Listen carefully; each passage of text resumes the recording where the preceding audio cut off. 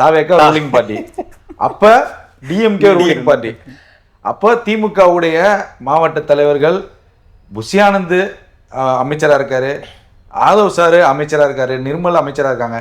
இவங்கெல்லாம் கதர்னாங்க, ஞாபகம் இருக்கா? ஆமாம், கொடுக்க மாட்டேங்கிறாங்க, எங்கே போனாலும் பர்மிஷன் கொடுக்க மாட்டுறாங்க. ஏன் ஏன் ஜென்சி கிட்ட அதையும் தானே சொல்லணும். அப்போ அப்படி இங்கே வந்துருங்க ஜென்சி கிட் நிகழ்ச்சிக்கு, எங்களுக்கு பர்மிஷனே தரமாட்டுறாங்க, நாங்கள் எல்லாம் ப்ராப்பராக எழுதினோம், ஏலேருந்து இசட் வரைக்கும் நாங்கள் எல்லாமே ரூல்ஸ் படி எழுதிட்டோம், ஆனால் எங்களுக்கு இப்போ இதே கொடுக்கல. ஏன் கொடுக்கலப்பா அது சொல்லணும்ல. அப்போ தானே மக்களுக்கு தெரியும் ஆளுங்கட்சியோட பவர் என்னங்கிறது தெரியும்ல. அப்போ நீங்கள் 25 பண்ணியிருப்பீங்கல்ல, அதுதானே இங்கே ரெஃப்ளெக்ட் ஆயிருக்கு. இதுதான் முடிஞ்சிருச்சு ஜென்சி கிட்டு, அவ்வளோதான். இந்த ஜென்சி திமுகவை எந்த இடத்துக்கு கொண்டு போக போகுது? இன்னைக்கு இப்போ எத்தனை எம்எல்ஏ ஜெயிச்சிருக்காங்க? நான் சொல்ல வந்தேன் 59. இல்லை நீங்கள் சொல்லிடுங்க. சொல்லு, அவ ஜோ பேசாம நீங்கள் சொல்லிடுங்க, என்னன்னு சொல்லிடுங்க. இல்ல ஆல்ரெடி ஜென்சி எல்லாரும் வந்து திமுக வந்து என்டர்டைன்மெண்டா பார்த்திருக்காங்க. நீங்க சொன்ன அந்த ப்ரோக்ராம் எல்லாமே ஒரு கட்சி சார்ந்த வளர்ச்சியா பார்க்கல, என்டர்டைன்மெண்ட் பண்ணிருக்காங்க. அதுதான் சொல்ல முடியும். சொல்லுங்க, எங்க கொண்டு போய் நிறுத்த போறாங்க? அதான் இப்ப எத்தனை எம்எல்ஏ ஜெயிச்சிருக்காங்க? 59. இதுக்கப்புறம் எத்தனை ஜெயிப்பாங்க அப்படிங்கிற ஒரு கேள்வி இருக்குல்ல. 10 சீட்டு யாருக்குமே கொடுக்கல, 10 சீட்டு கொடுத்துருக்காங்க. ஜெயிச்சது எத்தனை? ஒன்னே ஒண்ணு. இந்த ஒண்ணுல இவங்களுக்கு எப்படி துணை 2 ஜெயிச்சவங்களுக்கே அமைச்சர் தானே கொடுத்திருக்காரு, இவங்களுக்கு எப்படி துணை முதல்வர்? 2 ஜெயிச்சவரை முதலமைச்சர் ஆக்கணும்னு இவங்க வேலை பார்த்தாங்க. அது வேற, தட்டி சன்னாமலை யூனிவர்சிட்டி, அதை விடுங்க. இந்த ஒண்ணுதான் ஜெயிச்சிருக்காங்க. இவங்களுக்கு 3 சொன்னா துணை முதல்வர் கொடுத்திருப்பாங்க. அது கொடுத்திருப்பாருங்க, யாருக்கு கொடுத்திருப்பாரு? ஏன் சொல்லல? சொல்ல முடியாதுல்ல. அவருக்கு எழுப்புறதுக்கு யாரும் இல்ல, அந்த கனவுல இருந்து யாரும் ஒண்ணும் கிடையாது. ரெட்ரோலோக்ஸ் நெஞ்சங்களுக்கு வணக்கம், நான் கார்த்திக். இன்றைய நேர்காணலில் நம்முடைய இணைந்திருப்பவர் இளம் பத்திரிகையாளர் திரு யாசர் அவர்கள். நம்மோடு நம்ம ஜோவும் வந்து இணைஞ்சிருக்கார். கேள்வி துளைகளால் வந்து துளைத்திருப்பதற்காக ஜோ வந்து வரேன்னு வந்திருக்கார். ஆட்டோமேட்டிக்கா எழுதி வச்சிருக்கோம்ல, நிறைய சம்பவத்தோட வந்திருக்கீங்க. ஆமா, வணக்கம். வணக்கம் வணக்கம் ஜோ. வணக்கம் கார்த்திக், நல்லா இருக்கீங்க? நல்லா இருக்கேன், சொல்லுங்க. சூப்பர். நிறைய இந்த அவர்களே இவர்களே தூய தமிழ் எல்லாம் பேசக்கூடாது, அந்த ஃபார்மட் வந்து நம்மளுக்கு செட் ஆகாது, ஆடியன்ஸ் சொல்றாங்கன்னு நினைக்கிறேன். அதனால கேஷுவலாவே அவர் கேஷுவலாவே அவர்களே இவர்களே தாங்க பேசுவாரு. அதுதாங்க அவரோட ஸ்டைல். அப்படியே பழக்கமாயிருச்சுல்ல. இல்ல, அது தப்பு கிடையாது. ஒவ்வொருத்தருக்கும் ஒரு இது வரும். இப்போ நிறைய விஷயங்கள் நடந்துகிட்டு இருக்கு. இப்போ எல்லாருமே பேரை வந்து கெசட்ல போய் பேரை மாத்தலாம் அப்படின்ற மாதிரி நிறைய சம்பவங்கள் இப்போ ரீசெண்ட் டேஸ் ஒரு 2 டேஸாக நடந்துகிட்டு இருக்கு. நேற்று சண்டே லீவுன்றதுனால பண்ண முடியல. இப்போ இன்னைக்கு மண்டே ஃபுல்லாக அது நடந்துகிட்டு இருக்காங்க. கொத்து ஃப்ரண்ட்ல ஃபுல்லாக கொத்து ஊப்பி பிடிச்சிட்டேன், யாரை சொல்றீங்க அது மாதிரி மாற்றலாம் அப்படின்னு சொல்லி பரவலாக பேச்சு வந்து போயிட்டு இருக்கா. நிறைய இளைஞர்கள் வந்து அங்கே தான் நிற்கிறாங்க அப்படின்னு. எப்படி பார்க்குறீங்க இந்த விஷயத்தை? இந்த பேர் மாத்துற விஷயத்தை எப்படி பாக்குறீங்க? வேண்டாத வேலை அப்படிதான் பாக்குற மாதிரிதான் இருக்கு. இல்ல, இந்த சம்பவம் ஒன்று நடந்துச்சு இல்லையா, ஒரு அண்ணா அறிவாலயத்துல அந்த கலைஞர் அரங்கத்துல நடந்த அந்த ஒரு சம்பவம்ன்றது அந்த கடந்த 2 நாளா பெரிய பேசு பொருளா இருந்துச்சு. இந்த ஜென்சி திமுகன்னு சொல்லிட்டு அவங்க பண்ண சம்பவம், அவங்க பண்ணதெல்லாம் எதுவும் தப்பு கிடையாது. அவங்க பேசுற விஷயங்கள்லாம் அதெல்லாம் நமக்கு ஒன்றும் இது கிடையாதுன்னு வச்சுங்க. ஆனா நாங்க இன்னமும் அடிமையா தான் இருப்போம், நாங்க வந்து ப்ரௌடு கொத்தூஸ், நாங்க வந்து ப்ரௌடு 200 ரூபா ஊப்பி அப்படின்னு அடிமையா இருங்க, யார் இருக்க வேணாம்னு சொல்ல. அதுதான், இல்ல நாங்க கொத்தடிமையா தான் இருக்கோம், நாங்க ப்ரௌடு கொத்தடிமை தான் அப்படின்னு சொல்ற விஷயத்தையே ஒரு பெருமையா சொல்ற விஷயமா மாறி இருக்குல்ல. இது எப்படி பாக்குறீங்க? அதுதான் சொல்றேன். முதல்ல வந்து இவங்க ஸ்டார்ட் பண்ணாங்க தெரியுமா, மண்டபத்தை பிடிச்சேன் நான் அண்ணா நகர் டவர் பார்க்ல நடத்தலாம்னா, டவர் பார்க்லயே நடத்திருக்கலாமே, ஏன் ஒரு மண்டபத்திலே நடத்திருக்கலாமா? மண்டபத்துக்கு பர்மிஷன் கொடுக்கல, அதுக்கு ஒரு வீடியோ போட்டாங்க, பார்த்துருப்பீங்கன்னு நினைக்கிறேன். இப்போ நான் அப்படியே வந்து தேர்தலுக்கு முன்பு நம்ம போவோம், அப்பதான் கரெக்டா இருக்கும். ஆமா, இப்போ தாவேக்கா ரூலிங் பார்ட்டி, அப்ப டிஎம்கே ரூலிங் பார்ட்டி, அப்போ திமுகவுடைய மாவட்ட தலைவர்கள் புஷியானந்த் அமைச்சரா இருக்காரு, ஆதவ் சார் அமைச்சரா இருக்காரு, நிர்மல் அமைச்சரா இருக்காங்க. இவங்கெல்லாம் கதர்னாங்க, ஞாபகம் இருக்கா? ஆமா, கொடுக்க மாட்டேங்கிறாங்க, எங்க போனாலும் பர்மிஷன் கொடுக்க மாட்டாங்க. ஏன் ஏன் ஜென்சி கிட்ட அதையும் தானே சொல்லணும். அப்ப அப்படி இங்க வந்துருங்க ஜென்சி கிட் நிகழ்ச்சிக்கு, எங்களுக்கு பர்மிஷனே தரமாட்டுறாங்க, நாங்கள் எல்லாம் ப்ராப்பராக எழுதினோம், ஏலேருந்து இசட் வரைக்கும் நாங்கள் எல்லாமே ரூல்ஸ் படி எழுதிட்டோம், ஆனால் எங்களுக்கு இப்போ இதே கொடுக்கல. ஏன் கொடுக்கலப்பா அது சொல்லணும்ல. அப்போ தானே மக்களுக்கு தெரியும் ஆளுங்கட்சியோட பவர் என்னங்கிறது தெரியும்ல. அப்போ நீங்கள் 25 பண்ணியிருப்பீங்கல்ல, அதுதானே இங்கே ரெஃப்ளெக்ட் ஆயிருக்கு. இதுதான் முடிஞ்சிருச்சு ஜென்சி கிட்டு, அவ்வளோதான். இதுக்கு ஒரு லைவ் போட்டு அது ஒரு டிஆர்பி ராஜா அவரை கூப்பிட்டு இந்த பக்கம் பார்த்தா அது அவங்க சொல்ல முடியாது, அவங்க அவங்க இருந்தாங்க. ஜல்லிக்கட்டு சொல்ல முடியாது. இந்த பக்கம் பார்த்தா நமக்குன்னு இல்லைங்க, யாருக்குமே அது பேசுறதுக்கு விருப்பம் இல்லைங்க. இந்த பக்கம் பார்த்தா ஜோனு மலை, இங்க பார்த்தா ஜோனு மலை அப்படிங்கிற மாதிரிதான் அந்த சமூகம்லாம். இங்க பார்த்தாலும் ஜோனு மலை. இதான் அந்த சம்பவம். சனி ஞாயிறு வருது, சிம்பிளா சொல்லி முடிச்சுட்டேன். பர்மிஷன்லயே உனக்கு ஜென்சி கிட் யாருன்னு தெரிஞ்சிருக்கும், ஜென்சி கிட்னா என்னங்கிறது அவங்களுக்கு தெரிஞ்சிருக்கும். நீங்க முல்லை முள்ளால் எடுக்கணும், அதுதான் தேவைக்கா பண்ணிருக்குன்னு நான் பாக்குறேன். சரியான முறையில் அவங்க அடுத்தடுத்த மீட்டப்லாம் வந்து ரெடி ஆயிட்டு இருக்காங்க. திருப்பி ஏன் திமுக போய் சொல்லுதுன்னு எனக்கு தெரியலங்க.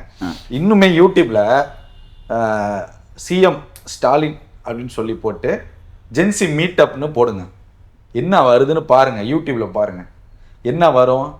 அதாவது இவங்க இப்பதான் போட்டிருக்காங்க, அதுக்கு முன்னாடி முன்னாள் முதல்வர் மு க ஸ்டாலின் ஜென்சி மீட்டப்பே அதை பத்தி ஏன் இவங்க பேச மாட்டாங்க? அப்போ இது இப்ப நான் சொல்றேன், ரூட் மாஃபியா இதை பண்ணிட்டாங்க, இன்ஸ்டாகிராம் இன்ஃப்ளூயன்சர்ஸ்லாம் கதறாங்க வைக்கிறாங்க அப்படின்னா, அப்போ அவங்க ஞாபகம் இருக்கா சார், நீங்கள் வீட்டில் வந்து யாருக்கு சார் செல்லம், யார் சொல்கிறத நீங்கள் கேட்பீங்க அப்படின்னு சொல்லலாம். அவர் சொல்லியிருப்பார்ல மகள் தான் அப்படிங்கிற மாதிரி சொல்லியிருப்பாரு. நம்ம அதை வந்து இது பண்ணல. அப்போ அவங்க யார், கேள்வி கேட்டவர்கள் யார் அப்படிங்கிற ஒரு கேள்வி இருக்குல்ல. இன்ஸ்டா இன்ஃப்ளூயன்சர்ஸ் அப்படியா, அவங்க தானே அது, அதான ஜென்சி கிட்டு. அப்போ இது பண்ணது யார்? இந்த மாதிரி ஒரு மீட்டப்ப தாவேக்கா நடத்துச்சா இல்ல ஆதவ் சார்? அதாவது தாவேக்கா கிட்ட இருக்கிற இந்த ஜென்சின்றவங்க அங்கங்க இருக்கக்கூடியவங்க, தன்னெழுச்சியா வந்தவங்க, அப்படியே அவங்க அதாவது அவங்க இந்த ஊர்ல கூட இல்ல, துபாய், குவைத், மலேசியா, சிங்கப்பூர்னு இருக்கிற ஐடி எங்க இருக்குன்னே தெரியாது. அங்க இருந்து அவங்கவுங்க வேலை செய்வாங்க. நீங்க எல்லாம் மீட் அந்த ஜென்சி கிட்ஸ் மீட் பண்ணதே இல்லையே, மீட் பண்ணியே அவங்க வந்து ஒரு இப்ப வெளிப்படையா தெரிஞ்சிருச்சு கார்த்திக். இப்போ ஜோ வந்து ஒரு இன்ஃப்ளூயன்சர்ஸ் 3 மில்லியன் ஃபாலோவர்ஸ் வச்சிருக்காரு, வெளிப்படையா தெரியுது. அவரை கூட்டு வந்து ஒரு நிகழ்ச்சியில உட்கார வச்சு அவர் ஒரு கேள்வி கேட்கிறாரு, அது ஒரு தனியார் யூடியூப்ல போட்டு டெலிகாஸ்ட் பண்றீங்க அப்படின்னா அந்த யூடியூப் யாரோடது, அந்த யூடியூப்ல எப்படி வியூஸ் வரும், அந்த கேள்வி கேட்கக்கூடிய நபர் யாரு, அவருக்கான ஆடியன்ஸ் ஒருத்தர் இருப்பான். அப்ப இந்த ஃபார்முலாவை யூஸ் பண்ணதே முழுக்க முழுக்க ரூட் மாஃபியான்னு சொல்லக்கூடிய இவங்க சொல்றாங்கல்ல, அந்த பித்தலாட்டம்லாம் பண்ணதுல திமுக தான் முத. புரியுதா உங்களுக்கு? இவன் தான். ஆமா, இப்ப இந்த இன்ஃப்ளூயன்சர் யாருங்க, ஒரு ஏன்னா அவங்க பேர்லாம் இப்ப நம்ம சொல்லக்கூடாது. இப்ப அந்த இன்ஃப்ளூயன்சர்ஸ்க்கு கோவம் வந்துரும், இந்த சேனல்ல உட்காந்து என் பேரை சொல்லிட்டாருன்ட்டு. அதனால நம்ம மேலே மார்க்கெட்டிங் எடுத்துக்க கூடாதா, அவங்க எடுத்துக்க மாட்டாங்க, அது ஒரு கேஸா கொண்டு வந்துருவானுங்க. அதனால வந்து இவர் ஒரு கேள்வி கேட்கிறாரு, அவர் ஒரு பிரபலமானவர். அப்ப அவரை ஃபாலோ பண்ண என்ன நினைப்பான் பாரு, ஜோ கார்த்திக் 2 பேருமே சிஎம் ஸ்டாலின் எக்ஸ் சிஎம் வந்து கேள்வி கேட்குறாங்க அப்படிங்கிறப்ப உங்க ஆடியன்ஸ்க்கு ஒரு மனப்பான்மை வரும்ல.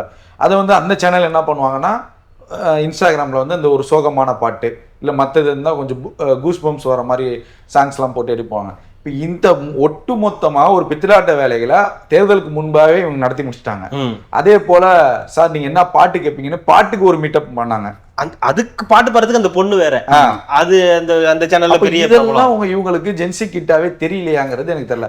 அப்ப அந்த பாட்டு பாடினார்ல ஒரு நிகழ்ச்சி, அப்ப இவர் யாரை கூப்பிட்டுருக்கணும்னா வைரமுத்தை கூப்பிட்டுருக்கணும், புரியுதா, இளையராஜா கூப்பிட்டுருக்கணும், ஏசுதாஸ், இந்த மாதிரி பழைய ஆட்கள். நான் இளையராஜா வச்சு ப்ரோக்ராம் பண்ணனே, எதுக்கு இந்த ஆனா கடைசி அவரு கேட்டாரு எதுக்கு எனக்கு இந்த பாராட்டு விழான்னு அவரே கேட்டாரு. இதை நான் என்ன சொல்றேன், ஜென்சியை பத்தி உங்களுக்கு தெரியாதுன்னா இதெல்லாம் எப்ப நடக்குது, எலெக்ஷனுக்கு முன்னாடியே நடக்குது.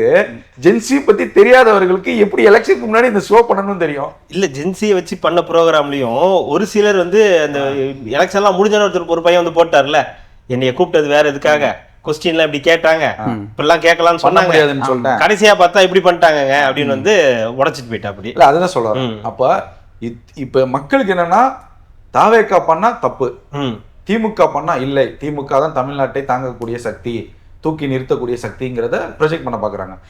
இதுதான் நான் உடைக்கணும்னு சொல்ல வரேன். மக்கள் வெளிப்படையா சொல்றாங்களே, இப்ப நம்ம பாக்குறோம், ஏன் அதை நீங்க பண்ணீங்க, அதுக்கான ஒரு விளக்கத்தை கொடுங்க, அதுக்கப்புறம் தாவேக்கா பண்ண தப்ப நீங்க சுட்டி காட்டுங்கன்னு தான் சொல்ல வரேன். அப்ப ஜென்சியே யாருன்னு தெரியாது. கீதா ஜீவன் சொல்றாங்க இன்ஸ்டாகிராம்ல உறுப்பினர் சேர்ப்போம், முன்னாள் அமைச்சர். எங்க இன்ஸ்டாகிராம்னா என்னன்னு தெரியுமா உங்களுக்கு? இன்ஸ்டாகிராம்ல உறுப்பினர் சேர்ப்போம்னு ஒரு மேடையில் உட்காந்து பேசுறாங்க. அப்போ இங்க அமைச்சர்கள், அதாவது திமுக அமைச்சர்களுக்கே ஜென்சி என்ன இன்ஸ்டாகிராம் என்னன்னு தெரியல. ஆனா முன்னாள் முதல்வருக்கு தெரிஞ்சு அதை ஒரு மீட்டப்பே பண்ணி முடிச்சிட்டாரு. இதெல்லாம் பண்ணியே நீங்க ஒரு படுதோல்வி அடைஞ்சு மீண்டும் மீண்டும் தாவேகா மேல ஜென்சி வந்துருச்சு, அது இன்ஸ்டாவால தான் நாங்க வந்து தோத்தோங்கிறது எப்படி ஏத்துக்க முடியும்? எனக்கு ஒரு சொல்லியிருக்காங்க. அதுல ஒருத்தவங்க அறிவார்ந்த ஒரு விஷயம் சொன்னாங்க. உங்க பசங்களோட மொபைல்லாம் எடுத்து பாருங்க, அந்த சர்ச் ஹிஸ்டரிலாம் எடுத்து சர்ச் இன்ஜின் சர்ச் இன்ஜின்லாம் எடுத்து பாருங்க. அந்த இன்ஜின்ல ஏதாவது ஆயில் இருக்குதுன்னா, தாவேக்கா மாதிரி ஏதாவது ஆயில் வந்துருச்சுன்னா அதை உடனே கிளியர் பண்ணி விட்டுருங்க. அப்பதான் வந்து அவங்களுக்கு வந்து இதாகும். இல்லைன்னா அது மாதிரி ஃபீடே வந்துட்டு இருக்குன்னு சொல்லிட்டு ரொம்ப அறிவார்ந்த ஃபீட் அதனால வரதான், அதனால போய் ஓட்டு போட்டு போட்டுறாங்க. என்ன அதாவது தாவேகாவா இருக்கட்டும் திமுகவா இருக்கட்டும், எவ்வளவோ திமுக வந்து ரொம்ப பிரபலமானவர்களை கூப்பிட்டு அந்த மீட்டப் நடத்தினாங்க. ஆமா ரொம்பவே பிரபலம், எல்லாருமே எல்லாரும் பார்க்கலன்னு யாருமே சொல்ல முடியாது. ஒரு நார்மலா யாராவது ஒரு சாமானியர் கூட அந்த வீடியோ இன்ஸ்டாகிராம்ல அவரை பார்த்திருப்பாரு, எங்கேயோ பார்த்திருக்கோமே அப்படின்னு பார்த்து நீங்க எப்படி தோத்தீங்கிறதா எனக்கு இன்னும் ஒரு பெரிய ஒரு கேள்வி இருக்கு. இன்ஸ்டாவால ஜெயிச்ச ஜென்சி கிட்ஸால ஜெயிச்ச இன்னைக்கு முதலமைச்சர் இருக்கக்கூடிய விஜய் இது எதுவும் பண்ணல. கரெக்ட். இந்த இன்டர்வியூ பண்ணல, இவங்க கூட இன்டராக்ஷன் வச்சுக்கல, எதுவும் பண்ணல.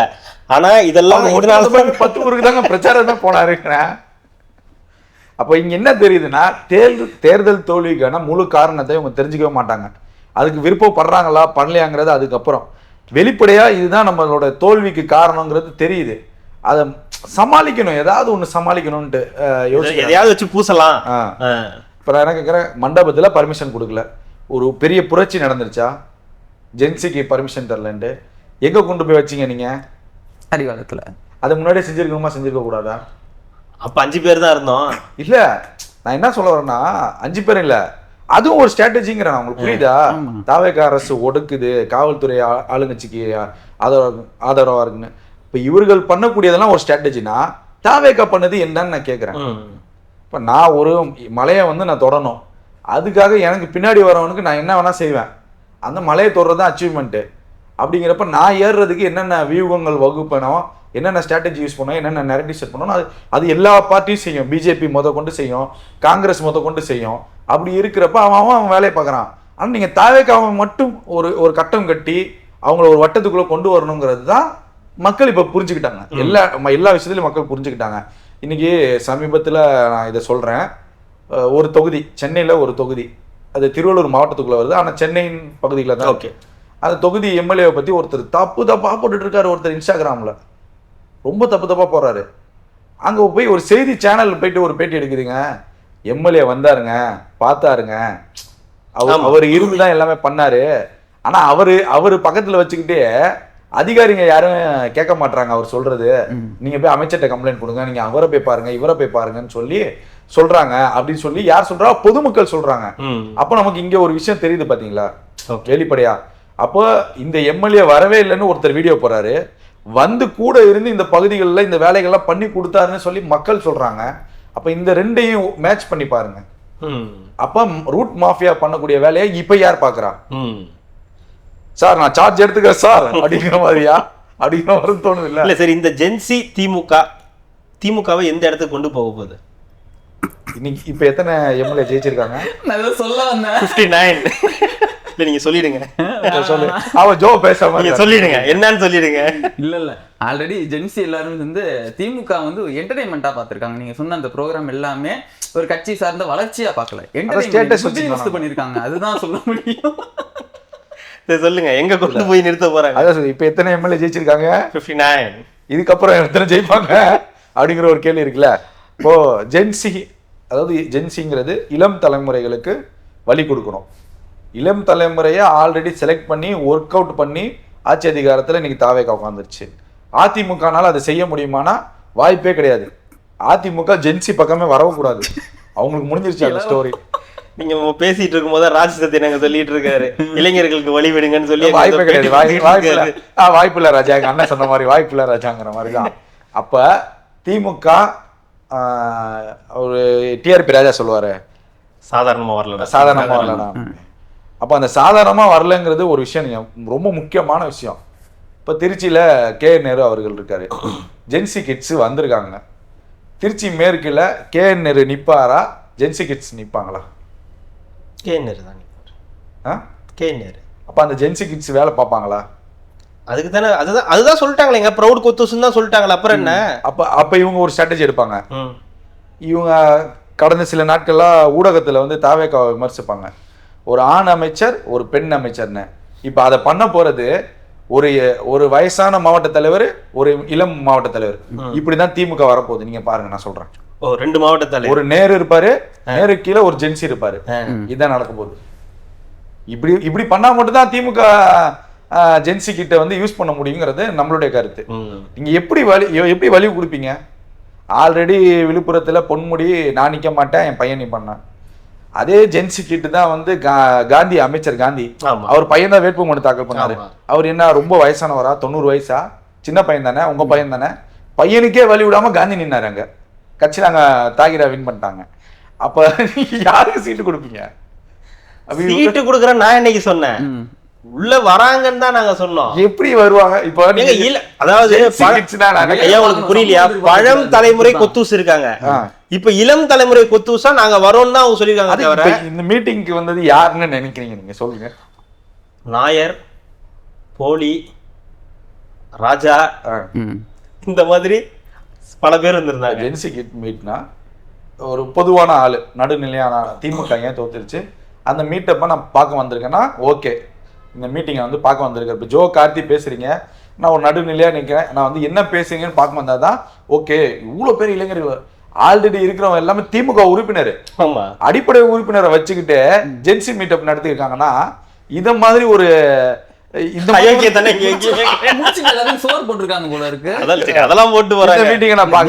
அப்படி இருக்கிறப்ப இவர்களை வைத்து நீங்க எப்படி பண்ணீங்க? ஆல்ரெடி அந்த மேடையில பேசினவங்க 4-5 பேர்லாம் பழைய வீடியோக்கள் இன்னும் இன்ஸ்டாகிராம்ல இருக்கும்னு நினைக்கிறேன். ஏதோ ஒரு தாம்பரமா பல்லாவரத்துல இந்த தற்குறின்னு சொல்லிட்டு ஒரு வீடியோ எல்லாம் போடுவாங்க.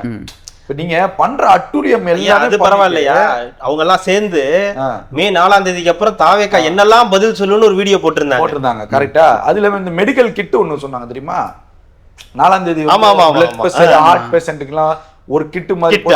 அந்த வீடியோல யார் பண்ணான்னு நினைக்கிறீங்க நீங்க? எல்லாம் பண்றதுல இவங்க பண்ணிடுவாங்க, பழி மட்டும் ரூட் மாஃபியா மேல. அதுதான் என்னால ஏத்துக்க முடியல. எது வேணா பண்ணுடா, சோழமுந்தா ஒருத்தர் இருக்கான், அவன் மேல போட்டுடலாம். எப்படி சொல்றீங்க? இப்ப நீங்க பாருங்க, இந்த சம்பவங்கள்லாம் பாத்துட்டீங்களா? ஒரு ரொம்ப அருமையான ஒரு சம்பவத்தை சொல்றேன். ஜல்லிக்கட்டு போராட்டம் எப்போ வந்துச்சு?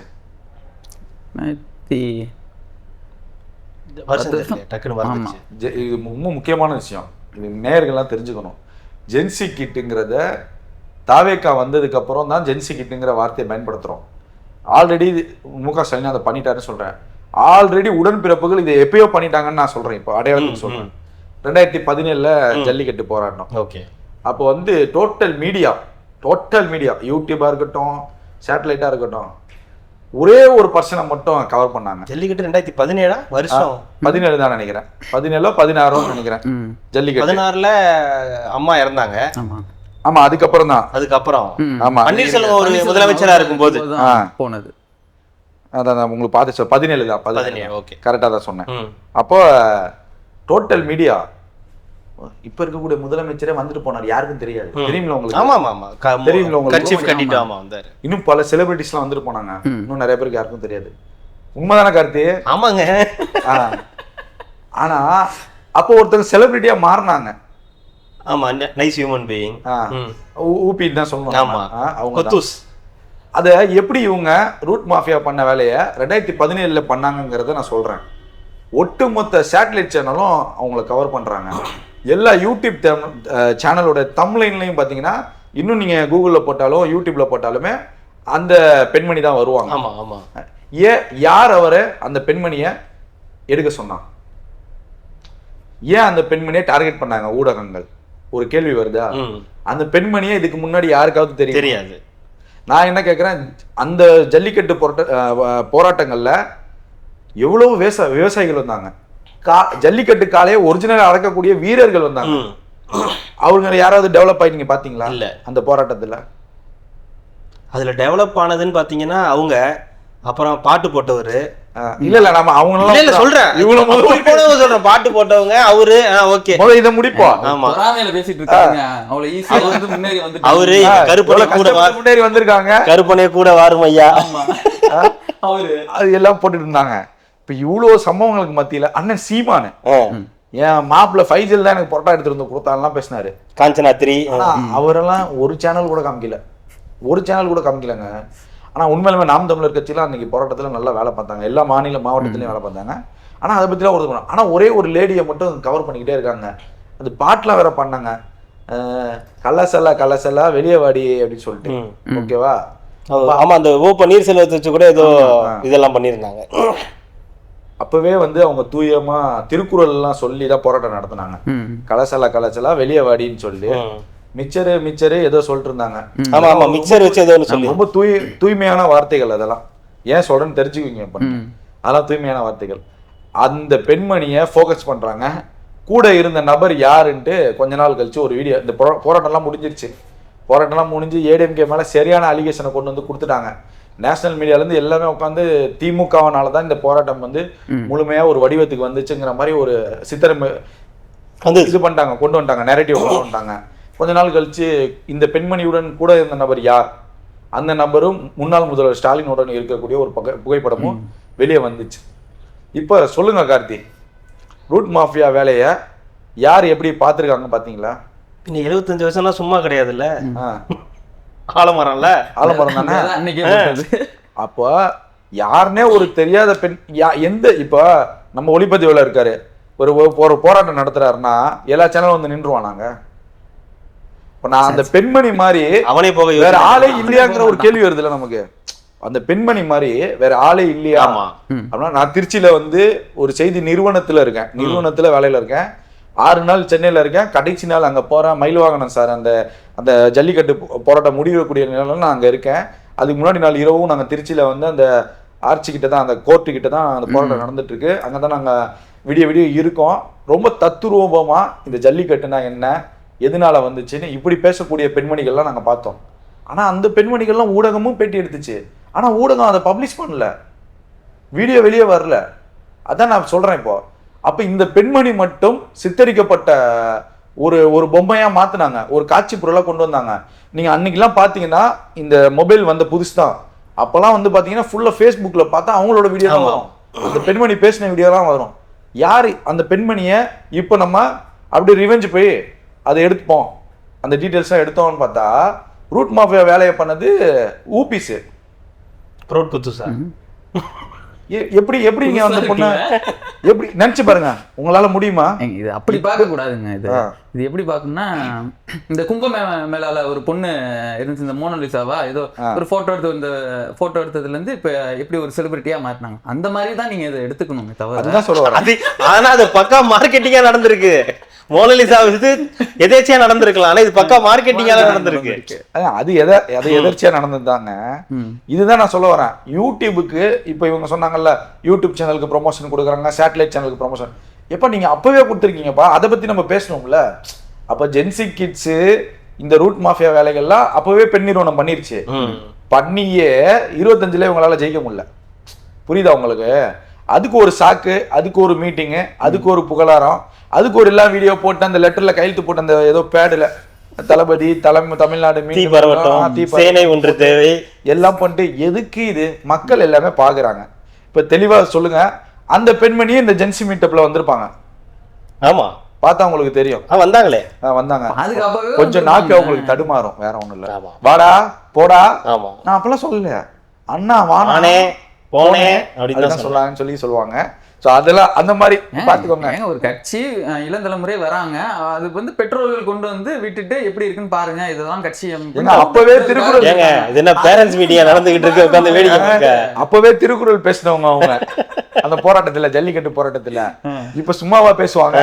இப்பதான் அதுக்கு தான் நான் சொன்ன வரேன். இப்ப அந்த திருக்குறளையும் இப்பயும் நீங்க மேட்ச் பண்ணி பாருங்க. Well trained. இப்ப அப்பயாவது கிடையாது, இப்ப வெல் ட்ரெயின்டு. சரிம்மா, ஏதோ சாயம் பூசி நான் என்ன கேட்கறேன், அப்ப அந்த போராட்டம் பண்ணி நீங்க ஜல்லிக்கட்டுக்காகவும் பீட்டா எதிர்ப்புக்காகவும் தான் நம்ம வந்தோம், தமிழ் கலாச்சாரத்துனா. இப்போ உங்க வேலை முடிஞ்சிச்சு, நீங்க என்ன வேலையை பார்த்துருக்கணும்? கொண்டு வந்து ஒரு தனியார் நிகழ்ச்சியில 100 நாள் தங்க வச்சு அந்த அம்மாவை அப்படியே படிப்படியா டெவலப் பண்ணி நீங்க உற்பத்தி பண்ணலாம். 2 வருஷத்துல இவங்க வந்து ஆட்சி அதிகாரத்துல பிடிச்ச ரூட் மாஃபியா துரோகிகள், தமிழ்நாட்டை சீரழிக்க வந்தவர்கள்லாம் அது எந்த விதத்துல ஏத்துக்க முடியும்னு நான் கேட்கிறேன். உங்களுக்கு புரியுதா? இதை இப்படி நினைச்சு பாருங்களேன். ஜெயலலிதா அம்மா இருந்து இந்த போராட்டம் நடந்திருந்தா இன்னைக்கு இந்த பெண்மணியை நம்ம இந்த மீட்டப்ல பார்த்திருப்போமா? ஏன் முதல்ல போய் வீடியோ எடுக்கிறானுங்க? அவங்க இருந்திருந்தா சொல்லுங்க. முதல்ல ஏன் அந்த இது நடக்குது, போராட்டம் நடக்குது, வந்திருக்குமா? நான் என்ன சொல்றேங்க, ஜெயலலிதா அம்மாவுக்கு ஈக்குவலானவங்க சசிகலா அம்மா. அவங்களே நீ வாடி போடின்னு சொல்லி பேசின ஆளு.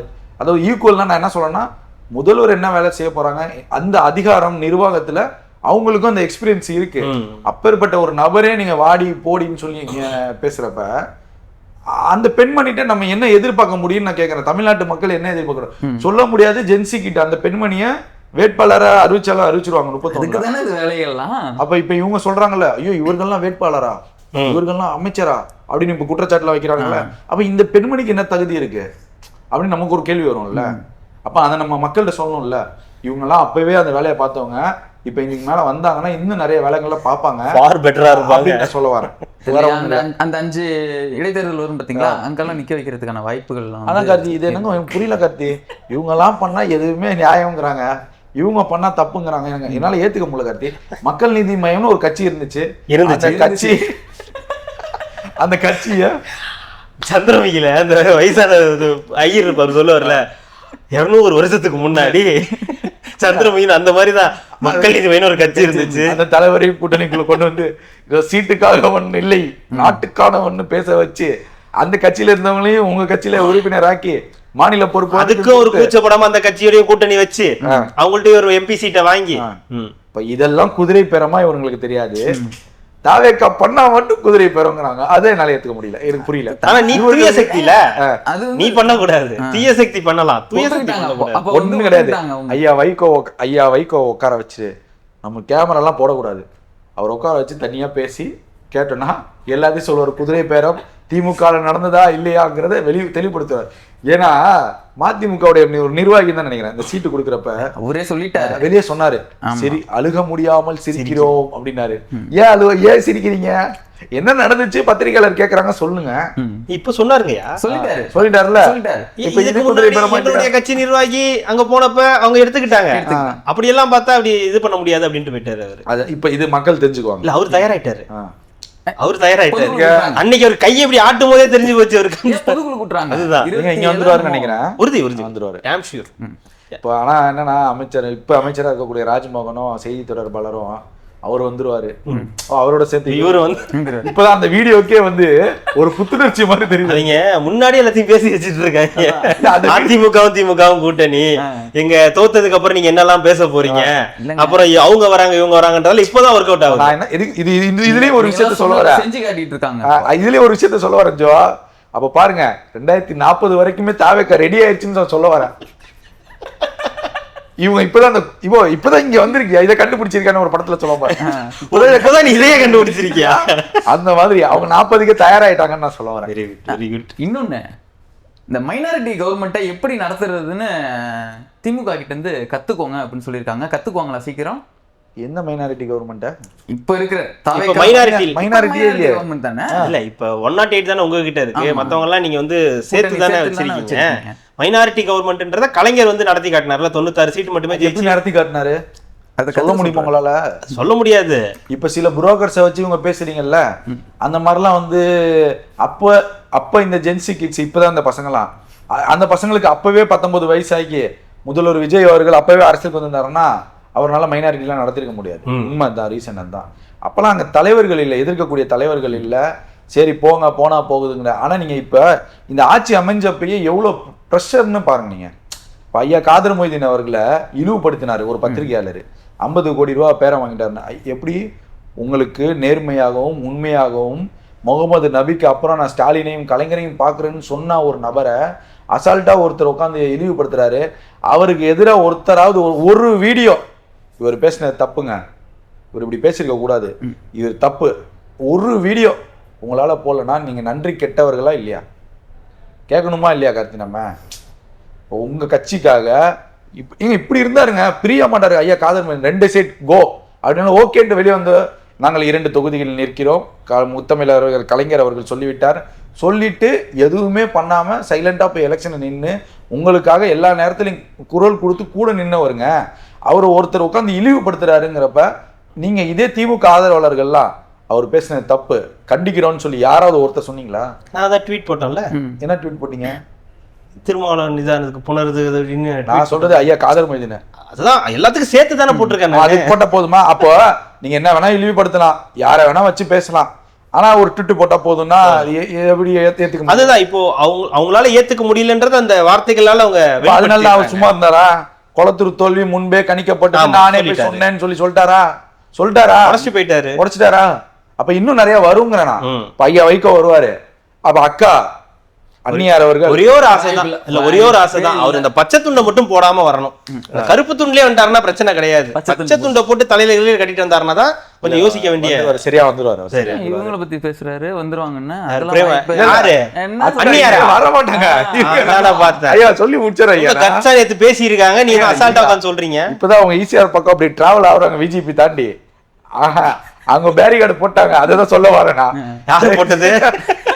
பேரிகார்டு போட்டாச்சு, தயவு செஞ்சு இந்த பக்கம் வந்துடாதீங்க அப்படிங்கிற மாதிரி. கோடி கும்பிடா, கோடி கும்பிடுல இருக்காங்க, தெளிவா இருக்காங்க. நான் சொன்னா துணை முதல்வர் யாருக்கு தருவாங்க? இவங்க சொன்னா துணை முதல்வர், அது எனக்கு ஒன்றும் புரியலங்க. எப்படிங்க கூச்சமே இல்லாம பேசுறாங்க? ஏங்க 10 சீட்டு யாருக்குமே கொடுக்கல, 10 சீட்டு கொடுத்துருக்காங்க. ஜெயிச்சது எத்தனை? ஒன்னே ஒண்ணு. இந்த ஒண்ணுல இவங்களுக்கு எப்படி துணை 2 ஜெயிச்சவங்களுக்கே அமைச்சர் தானே கொடுத்திருக்காரு, இவங்களுக்கு எப்படி துணை முதல்வர்? 2 ஜெயிச்சவரை முதலமைச்சர் ஆக்கணும்னு இவங்க வேலை. அது வேற, தட்டி சன்னாமலை யூனிவர்சிட்டி, அதை விடுங்க. இந்த ஒண்ணுதான் ஜெயிச்சிருக்காங்க. இவங்களுக்கு 3 சொன்னா துணை முதல்வர் கொடுத்திருப்பாங்க, அது கொடுத்திருப்பாருங்க. யாருக்கு கொடுத்திருப்பாரு? ஏன் சொல்லல? சொல்ல முடியாதுல்ல. அவருக்கு எழுப்புறதுக்கு யாரும் இல்ல, அந்த கனவுல இருந்து யாரும் ஒண்ணும் கிடையாது. டக்குனு எந்திரிச்சு பார்த்தா கனவா அப்படிங்கிற மாதிரி இருந்திருக்கும். இளம் தலைவருக்கோ ஒருவேளை. இப்ப தேமுதிக வந்தா ஆதரிக்க கூட மனப்பான்மையில தாவேக்கா இல்ல, பேரிகார்டு போட்டு ஒரு பூட்டு போட்டு வச்சுட்டாங்க. மஞ்சள் சிவப்பு நடுவுல முரசுன்னு வந்தா உள்ள அலோவே பண்ணாதீங்கிற அளவுக்கு வந்துட்டாங்க. பாசம் வேற, பொறுப்பு வேற, அரசியல் வேறங்கிறது முதல்வருக்கும் தெரியும். இப்ப எதுக்கு அந்த பிரஸ் மீட் நான் கேக்குறேன்னா, கட்சியை உடைச்சிட்டு இளந்தலைவர் வெளில வந்துருவாரா? அவர் ஏத்துக்கு வரல, யாரையும் இல்ல. அந்த பக்கத்துல இருந்து யாரும் வேணான்னு முடிவு பண்ணிட்டாங்க அவங்க. இளந்தலைவர் அவருமே அப்படிதான், திடீர்னு அண்ணன் காங்கிரஸ் நம்பாதீங்கன்னு, அப்புறம் பார்த்தா அவங்க டீம் கூட உட்காந்துக்கிட்டு அங்கேயே மீட்டிங்க போட்டு பேசுவாரு. அதுக்கப்புறம் கொஞ்ச நாள் கழிச்சு வேற மாதிரி ஒண்ணு பேசுவாரு. இப்போ துரந்தர் மேடம் ஒண்ணு, அந்நியர் ஒண்ணு வந்து பேசியிருக்காங்க. என்னன்னா, அரசியலுங்கிறது வந்து இப்போ வெளிப்படையா எல்லாருமே பேச ஆரம்பிச்சிட்டாங்க. இப்போ உள்ள ரொம்ப ரொம்ப ஹை டிஃபரன்ஸ்ல வந்து நம்ம பேசணும் அப்படின்னா நிறைய விஷயங்கள் பேசுவாங்க ஒரு கூட்டணிங்கிறப்ப. பணமா இருக்கட்டும், பொருளா இருக்கட்டும், என்னென்னான்ட்டு அதெல்லாம் வெளிப்படையா யாரும் பேச மாட்டாங்க. அப்படி இருக்கிறப்ப அரசியலுங்கிறது எலும்பில்லாத நாக்கு தான், எது வேணா பேசுங்கிற மாதிரி கதை தான். ஆனால் எல்லா விஷயத்தையும் நம்ம கேமரா முன்னாடி உடைக்க முடியாது. அவங்கவுங்களுக்கு அது தெரியும், எதனால 10 சீட்டு கொடுக்கப்பட்டுச்சு, அந்த 10ல் ஏன் 1 ஜெயிச்சாங்க, அந்த 1 வாங்கிட்டு ஏன் இவங்க துணை முதல்வருக்கு ஆசைப்படுறாங்க, இப்போ எப்படி அந்த தூண்டில போடுறாங்க, எல்லாம் ஒரு டிராவல் தான், வேற ஒன்றும் கிடையாது. ஆனால் தாவேக்கா தெளிவாயிருச்சுங்க, செம தெளிவா. அதுதான் கேட்குறேன். இப்போ திமுக கூட்டணியில இத்தனை பேரை வந்து அவங்க விருப்பப்படுறாங்க. அது விசிகாவா இருக்கலாம், ஐயுஎம்எல்லா இருக்கலாம், காங்கிரஸா இருக்கலாம், அண்ணன் வைகோ வரைக்கும் ஓகே எடுத்துக்கலாம்னு முடிவு பண்றாங்க. ஆனா இங்க இருந்து போனவங்கள ஏன் எடுத்துக்க மாட்டேங்கிறாங்க? என்ன காரணம்? ஏன் தேமுதிக வேணாம்னு நினைக்கிறாங்க? எப்படி ஏன்னா சொல்றது வீடியோல எனக்கு சொல்ல முடியலங்க. அப்படியே மேலோட்டமா அப்படி மாதிரி சொல்லுங்களேன், பட்டும் படாம சொல்லுங்க. நம்ம 3 பேர் சாப்பிட போறோம், வீடியோ வாய்ப்பு இல்லை அதுக்கு சொல்றேன். ஓகே, சாப்பிட போறோம், 3 பேர் போறோம். 3 பேர் போறப்ப இப்போ உதாரணத்துக்கு நீங்க ஐயா வைகோ, நான் ஒரு பார்ட்டி, ஜோ தான் வந்து வச்சுக்கோங்க, வேற யாராவது சொல்லுங்களா? சரி சரி, ஜோ தான் வந்து வைகோ இல்ல கருணாஸ் கட்சி. நான் வைகோவாவே இருந்துக்கிறேன், இவர் கருணாஸாவே இருக்க. ஒரு பேச்சுக்கு சொல்றேன், கருணாஸ் கட்சி நீங்க சரிங்களா? 3 பேர் போறோம், நீங்க யாருன்னு சொல்லவே இல்லையா? நான் ஏதோ ஒரு பாத்தீங்க இப்போ போறேங்க. 3 பேருக்கும் கிடைக்காத ஒரு பொக்கிஷம் ஜோக்கு கிடைக்குதுன்னா அதுக்கு பேர் நீங்க என்ன சொல்லுவீங்க? வரம். ஒரு 500 ரூபாய் கீழே கிடக்குனுங்க, அதிர்ஷ்டம். நம்ம 2 பேருக்குள்ள என்னது அதிர்ஷ்டம்? அது இங்க இல்லைங்கிறத சொல்றேன், புரியுதா? சொந்த காசுலயே சூனியம் வச்சுக்கிற வேலையை தாவேகா பண்ண மாட்டாங்க. வந்தா அது இல்ல, இங்க அதிர்ஷ்டம்ங்கிறது அந்த பார்ட்டிக்கு இல்ல, அதனால அதை அவாய்ட் பண்றாங்க. கூட தான் நம்ம பண்டித் சார் இருக்காரு, அவர் படப்படன்னு போட்டு அடிச்சு குடுத்துருவாரு. 4 எழுத்து செட் ஆகாது, கேன்சல், அவ்வளவுதான். அதுதான் விஷயம். இல்லன்னா ஒரு பண்டித் சாரு முன்னாடியே அந்நியார போயிட்டு அந்நியார முதலமைச்சர் ஆக்கிருப்பாருல இந்நேரம். முதல் நாள் அஷ்டமி, முதல் நாள் அவர் அஜித்திட்ட போனேன் அங்க போனேன்னு சொன்னார்ல, ஏன் இங்க போகல? அதான் புரியுதா? அவர் பார்த்திருப்பாரு விஜய் கேட்டு என்னங்க சொல்லுங்க, இல்லைங்க முதல் நாள் அஷ்டமி, 2வது நாள் நவமி, 3வது நாள் பௌர்ணமி, 4வது நாள் கௌதமி. இது சரி வட்டாராது, விட்டுருங்க அதை. இல்லை அதான் நிலவரம். அதனால வந்து அரிஸ்டோன்னு ஒன்று இருக்கு. தேமுதிகவை இணைத்தால் ஏற்படக்கூடிய சிக்கலும் பிரச்சனைகளும் என்னங்கிறது அவங்களுக்கு தெரியும். ஒரு பாயிண்ட் ஆஃப் வியூவில் தாவேகா முழுமையாக பாஜகவை எதிர்க்குது. தேமுதிகவுக்கும் பாஜகவுக்குமான உறவுங்கிறது நல்ல நெருக்கமாக இருக்கக்கூடிய உறவு தான், அதில் மாற்று கருத்து கிடையாது. அதே போல் திமுகவுக்கும் தேமுதிகவுக்கும் உறவுங்கிறது இப்போ சம்பந்திங்கிற அடிப்படையில் ஒரு உறவும் போய்கிட்டு இருக்கு. அப்படிங்கிறப்ப அவங்க வந்தால் ஒரு டேஞ்சரான சுச்சுவேஷன் தாவேகாவுக்கு ஏற்படும். அதில் அவங்க கிளியராக இருக்காங்க. ஸோ அதுதான் விஷயம். 2வது, தாவேகாவுக்கு வருவதற்கு இன்னும் நிறைய விஐபிக்கள் வெளியில் இருக்காங்க. நான் எல்லா வீடியோலையும் சொல்கிறது தான், தாவேகா ரொம்ப ஸ்ட்ரிக்டாக நோட் பண்ணுறாங்க. ஃபில்டர் தான் யாரை வந்து நம்ம சஃபில் பண்ணி எடுக்கலாங்கிற ஒரு சுச்சுவேஷனுக்கு வந்துட்டாங்க. ஸோ அதுதான் அங்கே நடந்துட்டுருக்கு. இதுதான் நிலவரம். அதனால் ஏற்றுக்க மாட்டாங்க. பேர் காரணம் எதுக்கு துரந்தருக்கு பேர் ஒருத்தர் வச்சிருக்காரு, அதுக்கு விளக்கம் அவங்க கொடுத்துருக்காங்கல்ல, அதை பற்றி பேசவே இல்லை. துரந்தர்னு சொன்னதுக்கு அவங்க ஹிந்தி தெரியாது. அதுதான் சொல்லிட்டேனே இப்போ. ஹிந்தி வார்த்தை. அதுதான் இப்போ சொல்லிட்டேனே, பாஜகவுடைய உறவுன்னு சொல்லிட்டேன், சம்பந்திங்கிற இன்னொரு உறவு சொல்லிட்டேன். அதனால தான் அவங்களுக்கு அந்த பேர் வச்சிருக்காங்கன்னு கிளியராக சொல்லிட்டேன். Nice to super. கண்டிப்பாக தொடர்ந்து நிறைய விஷயங்களை வந்து பேசும். நான் யாசர் அவர்களே, மிக்க நன்றி.